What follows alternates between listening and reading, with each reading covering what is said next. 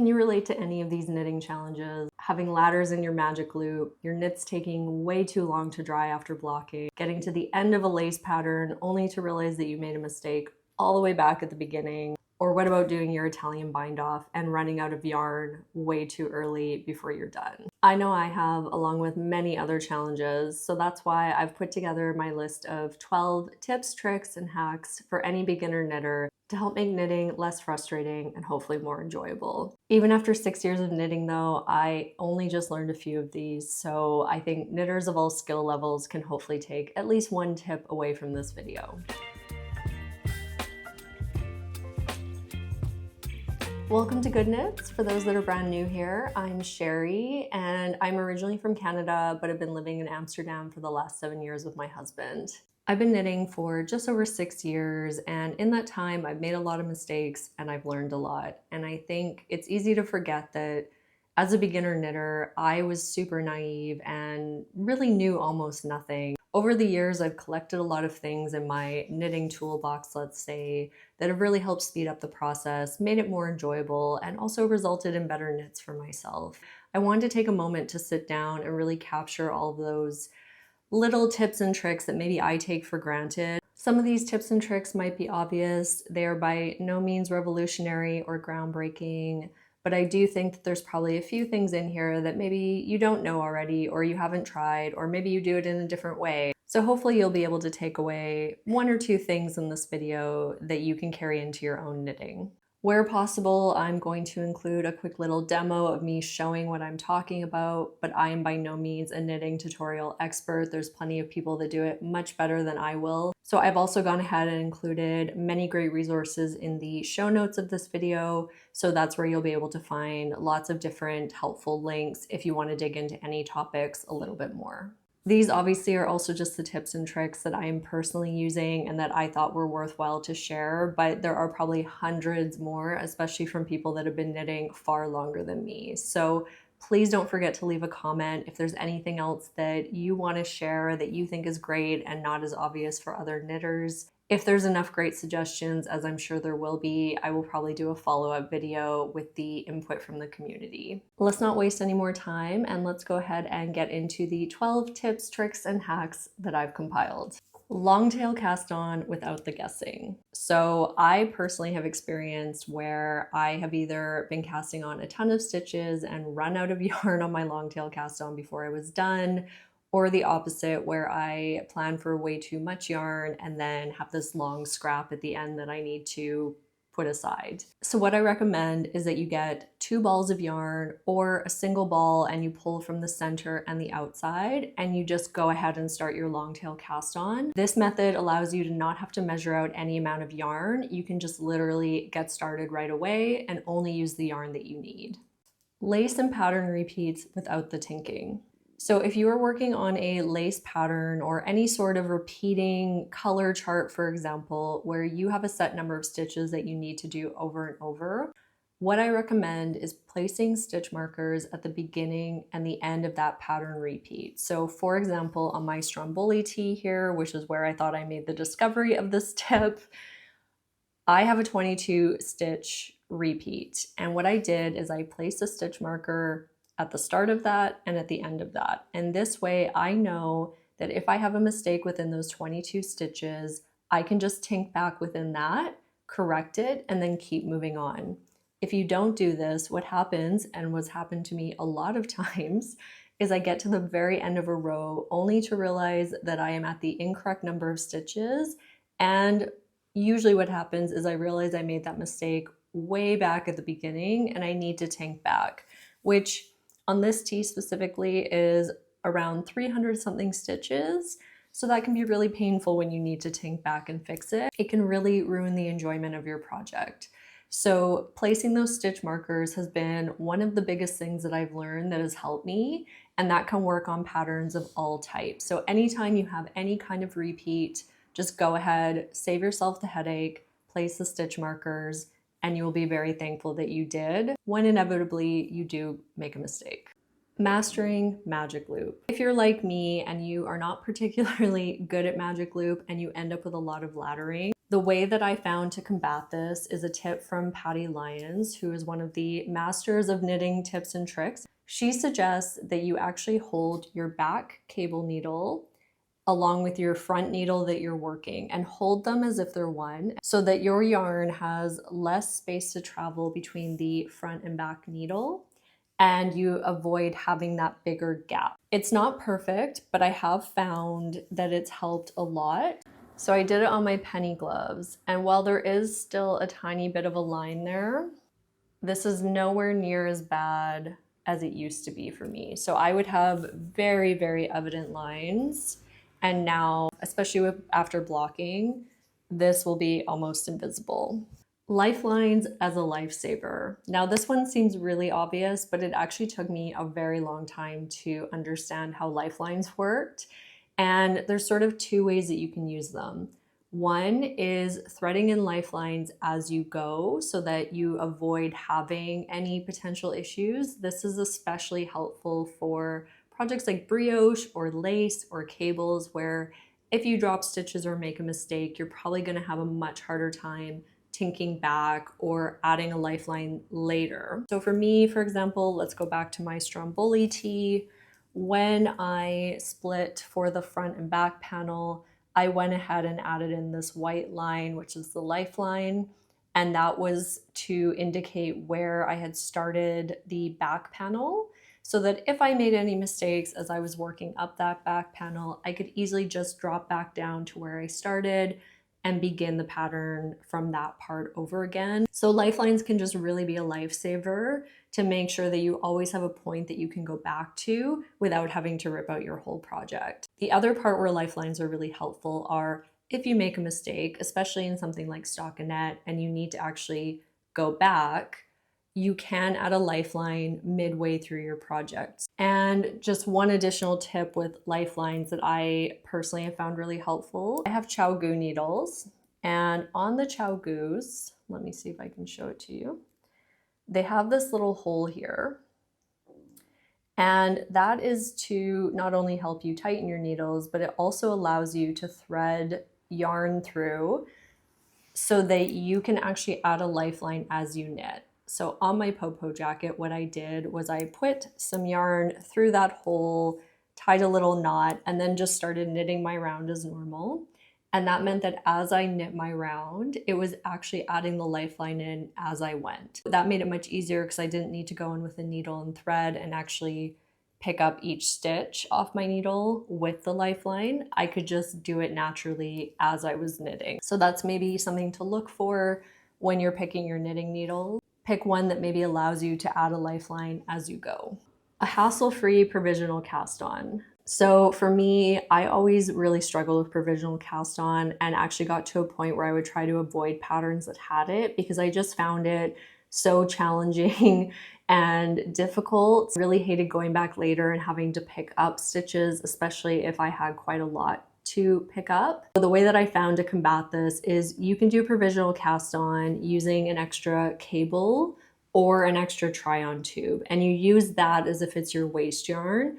And what it does is make it much easier later to actually just go pick up your stitches, because all you need to do is if you have a cable, you put your needles on and you just start knitting. Or with try-on tubing, you just slide your stitches off your try-on tube onto your new needle, and again, you can just start knitting. That's a real time saver. Just make sure that you do stop your ends so that your stitches don't fall off in that period where you're not using them. So whether that's with end stoppers or tying knots in your try-on tubing, just make sure those stitches don't go anywhere. Picking up drop stitches without a crochet hook. So this happens to me a lot where if I'm out and about, I always find I've forgotten my crochet hook. And that seems to always be the moment when I make a mistake and then I am unprepared to actually fix it. So especially if you're working stockinette, this is super helpful because all you have to do is with your right hand needle, you pick up the loop from front to back that you have kind of dropped and it's laddered down. Then you pick up the thread right above it, also from front to back on your right hand needle, and then just pull your first loop over. As you make it up to the point of where you are on your needles, then just slide that loop back onto your left hand needle and begin knitting as normal. Finding yarn subs. This is a really big topic all on its own, and I'm by no means the expert, but I have found a little handy trick to help me, because a lot of times either maybe the yarn is too expensive. For example, I just had the case where a designer is using Cardiff cashmere. That's beyond the budget that I want to spend, or it will happen a lot that maybe a yarn is suggested from North America. I can't easily get it here, therefore I need to sub it out with something I can get in Europe. And this probably happens to a lot of you as well. So what I found is I will go to Ravelry and look at the pattern that I'm planning to knit and click on the Yarn Ideas tab within Ravelry. This will then give you the suggestion of all the yarns that have been used by other knitters of that project. And what I'll do then is go through, find a yarn that I'm interested in, click to see the specific projects that used it, read the notes, and just try to understand if that's a yarn that maybe would work for me and what issues that knitter maybe experienced. However, this works if there's lots of other projects associated with that pattern. It can also happen that maybe you only have a handful and maybe a lot of them were test knits and they all use the same yarn. So what I do in that situation is I will go to a bigger designer like Petite Knit or My Favorite Things Knitwear, or I don't know, Sorry Norland, for example, and I will find a pattern that looks kind of similar and has a similar gauge to what I'm looking for. And then I will go look at the yarn ideas there. And the reason that I do this is typically their designs will have hundreds, if not thousands, of projects that have been knit. And therefore you have a much bigger pool of yarn that you can actually look at and see if that would work. Of course, the gauge between those designers and the one you're using might be slightly different. Maybe they have different tensions, but I think it will at least help you narrow down some possible options of yarn that could work for you. And then my final third step with yarn subs is if that really isn't working for me, I will go use yarnsub.com, which is a great resource to really compare knits kind of one-to-one with different properties and gauge. However, I do find that in Europe, they do have a lot of European brands, but I don't think it's necessarily geared towards European yarn.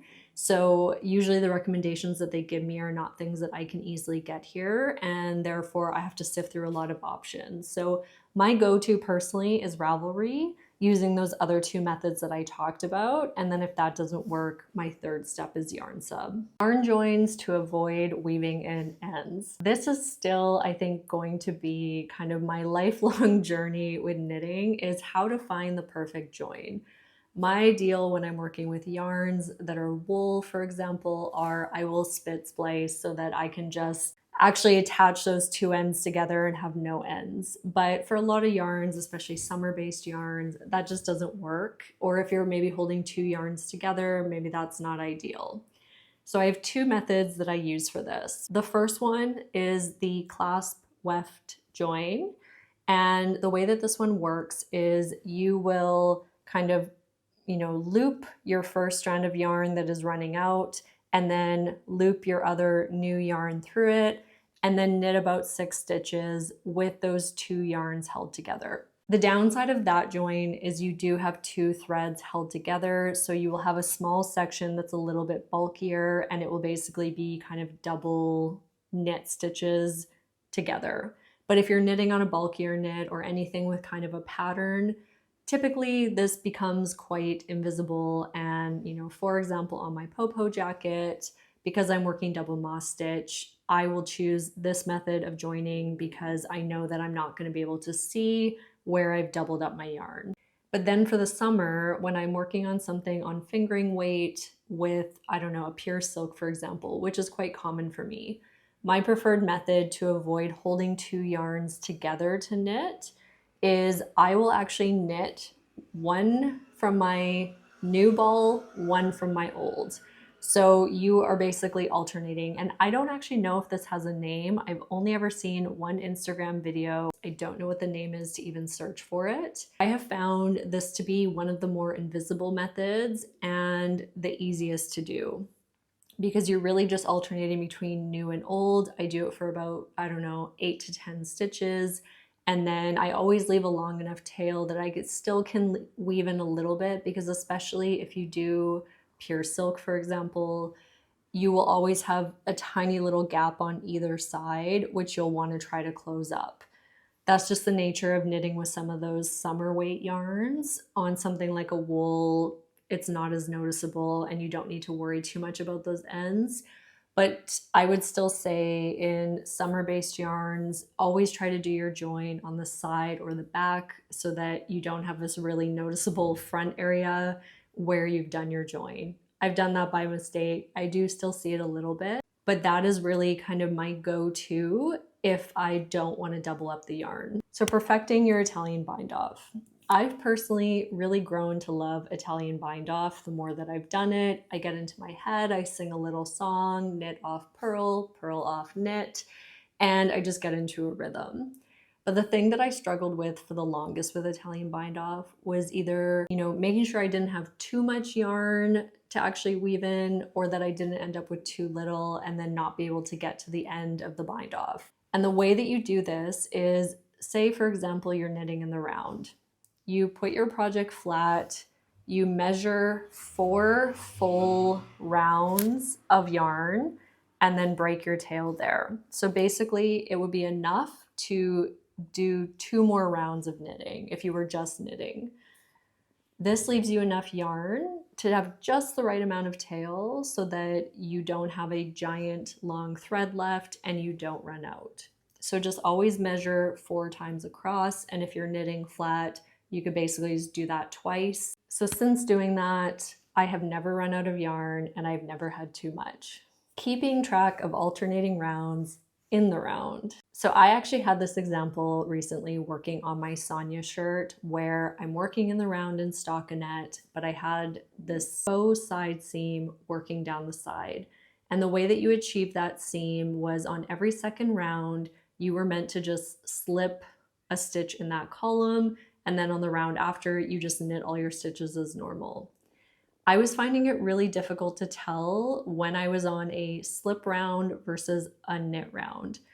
And a viewer actually recently gave me the perfect tip for this. A nice little hack is you just take 2 colored stitch markers, put them on your beginning of round marker, and then on every round, just switch the color that you will then put on your needle. So for example, my blue stitch marker could be my slip round, my green stitch marker could be my knit round.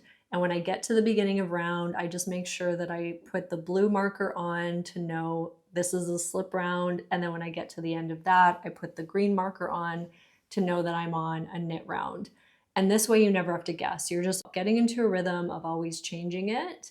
And then you have that visual cue to remind yourself which round you're on. So that would have been really helpful to make sure that I didn't miss stitches, which I definitely did on my Sonia shirt. Weaving in ends quickly on stockinette stitch. For the longest time as a knitter, I thought the only way to weave in ends when working on stockinette was you follow the little wavy pattern of the purl bumps on the back. And that was the only way that I'd ever seen. And then I think I came across definitely an Instagram video at some point, I think from Gotham Knits. And she showed this really quick method where you literally just work your way up diagonally, turn your needle back around, work it down, and you don't even need to go all the way through the threads that you're working. You just kind of grab a piece, which also then means that your yarn is kind of weaving itself in, and then it's less likely to come out. So you can work your way up and down, or you can also go up and diagonal to make sure that that yarn is really secure and not going to come undone. So that for me has just cut in half the time it takes to weave in ends on stockinette, because I just find it so much more intuitive and natural, and you're not trying to find your little purl bump and make sure that you're putting it in the right spot. And then the final tip is quick drying your block knits. I have always had the issue, especially within more of a humid climate here when it gets cold in Amsterdam, that in the winter, my knits take like 3, 4, 5 days sometimes to block, depending on how thick they are and what kind of material is being used. And that just drives me crazy. I want to be able to wear my new knit or continue working on it if I'm doing a mid-project block. And the best way that I found to get around this is do your normal block, so soak it in water, wring it out, but then to help it dry faster, throw it into your washing machine on drain and spin. So you're not adding any additional water, you're literally just spinning it within your washing machine to work out some of that extra water. You can also throw a towel in to help absorb a lot of the remaining water in the knit. And then you just take it out, lay it flat, and chances are it will dry within the day. I do try to be careful with this because so far every material that I've tried on drain and spin in my very new washer has worked. So that includes mohair, any kind of summer yarn, wool, anything that I put in there, it has worked. Where I don't use this is if I have a knit, like for example, this Monday sweater, I originally used drain and spin, but then found my sleeves and body were already shorter than I had originally wanted them. And I really need to use blocking to get kind of the maximum stretch. And so I did a second block because I found when I did drain and spin, it took out so much water that the knit wasn't as pliable and movable as I would have wanted it to be.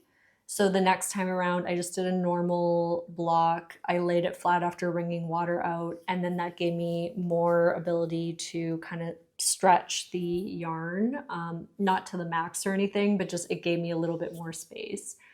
But on projects where I know like my ease is correct, I'm not super worried about it, I always do drain and spin, even just for a couple minutes to get a lot of that initial water out and then lay it flat. Maybe if you have a really old machine, this might be something that's a little bit risky. Try it on a piece you don't care about as much. But if you have a newer machine, you should be completely fine to use this. And as I said last time I've talked about drain and spin, if anybody actually has a bad experience, please drop that into the comments. I'm curious to know when this hasn't worked for people. But me personally, I've never had an issue with drain and spin, and I definitely recommend it if you want to speed up that drying process. So those are the 12 tips, tricks, and hacks that I have as a knitter. I would love to know which ones you found the most helpful, which were new to you, which have you already been doing for years. And as I mentioned at the beginning, if there's any additional ones that you have, please don't forget to leave in the comments. We'd all love to hear them. I also just want to learn from other people. Hopefully, if there's enough, I will be able to do a part 2 of this video with the input from the community.